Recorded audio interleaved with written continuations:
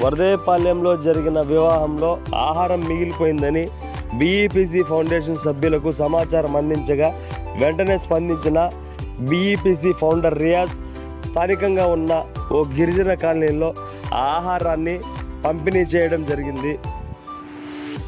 ఆహారం వృధా కాకూడదు అన్న ఉద్దేశంతో ఈ గొప్ప అవకాశాన్ని మనకు కల్పించిన అబ్దుల్ రహమాన్ కర్మునిసా దంపతులకు ఈ సందర్భంగా ధన్యవాదాలు తెలుపుతున్నాం.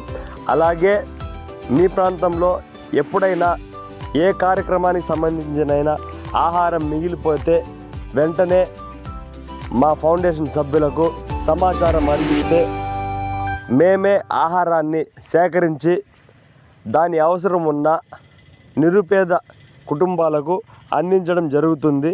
Thank you.